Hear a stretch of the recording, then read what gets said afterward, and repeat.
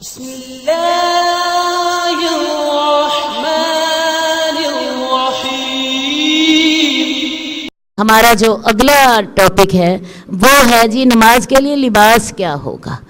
مرد کے لیے لباس جو ہے، ایک کپڑے میں بھی مرد نماز پڑھ سکتا ہے۔ ایک کپڑے سے کیا مراد ہے؟ جس کے ساتھ اس کا سطر ڈھانپا جائے، اور مرد کا سطر کتنا ہوتا ہے؟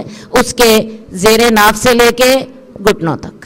لیکن اس کی ایک اور شرط اللہ کے رسول نے لگائی ہے۔ وہ شرط کیا ہے؟ کہ اس کا کندھوں پر کوئی کپڑا ہونا چاہیے۔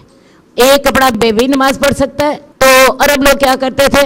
ادھر سے انہوں نے پیچھے سے تہمت باندھا، ایک اس کا کنارہ لیا ادھر لے گئے، ایک کندھے پر کپڑا آ گیا، ادھر سے ایک کنارہ لیا ادھر لے گئے، اور اس کا پیچھے سے باندھ دیا۔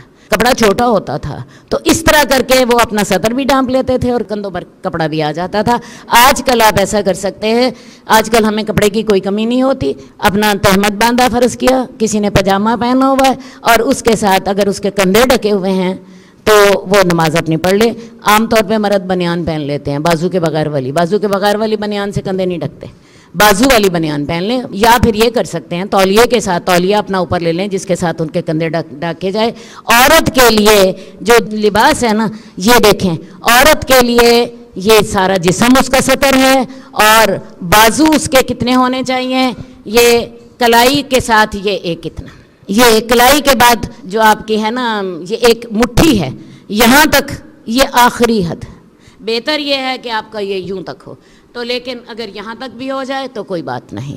اس کے علاوہ آپ کے پاؤں جو ہیں وہ ڈھکے ہونے چاہیے، پاؤں کی پشت ڈھکی ہونی چاہیے۔ اور پشت سے کیا مراد ہے؟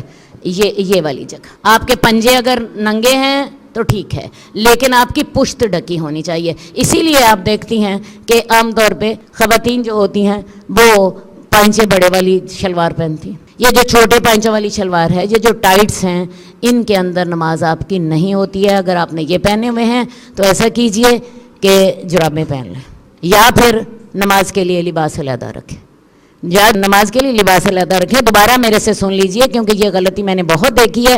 یہ جو ہے نا، یہ والا حصہ اتنے پنجہ آگے سے رہنے دیں، اس کے بعد یہ والا آپ کا کور ہونا چاہیے۔ ٹخنے تو لازمی آپ کے ہر وقت ڈھکے ہونے چاہیے، نماز میں نہیں، ہر وقت آپ کے ٹخنے ڈھکنے ہونے چاہیے۔ مردوں کے ٹخنے ننگے، عورتوں کے ٹخنے ڈھکے۔ آج کل معاملہ الٹ چلتا ہے، میرا ٹاپک نہیں ہے اور ویسے بھی مجھے آگے جانا ہے، تو ایسا کیجئے کہ یہ جو ہے ہمیں حصہ پشت کا یہ ڈھکنا ہے، اور یہ نماز میں کورڈ ہونا چاہیے۔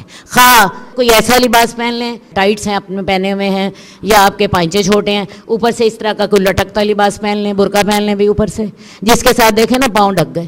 یا پھر ایسا کریں، جرابیں پہن لیں، یا پھر آپ کا ٹراؤزر کے پائنچے کھلے ہونے چاہیے کہ جو پاؤں کو کور کر لے۔ بات سمجھ آ گئی ہے؟ اس کے بعد اگلی بات یہ ہے بال۔ دوپٹہ جو ہے یہاں پہ بڑی گڑبڑ ہوتی ہے۔ دوپٹے عام طور پہ باریک ہوتے ہیں، آپ کا دوپٹہ اتنا موٹا ہونا چاہیے کہ جس میں سے بال نظر نہ آئیں۔ صحابیات کے جو دوپٹے ہوتے تھے موٹے کپڑے کے ہوتے تھے۔ آج کل پچھلے دنوں میں وائل کے دوپٹوں کا فیشن تھا، آج کل بھی ہے، تو وہ دوپٹے بڑے اچھے ہیں، لیکن اتنے باریک نہیں ہونے چاہیے۔ خاص طور پہ پیور شفون کے دوپٹے اور جالی کے جو نیٹ کے دوپٹے تو میں کہتی ہوں مذاق ہے ایک دوپٹے کے ساتھ، ٹھیک ہے؟ وہ تو آپ اس کی دستہیں بھی کر لیں گی نا تو تب بھی سر کے بال نظر آ رہے ہوں گے۔ شفون کا دوپٹہ ہے یا یہ دوسرے دوپٹے ہیں اسی ٹائپ کے، ان کو 2-13 کر لیجئے، کم از کم اس کی سٹینڈرڈ یہ رکھیں کہ اس میں سے بالوں کا رنگ نہ نظر آئے، ٹھیک ہے جی؟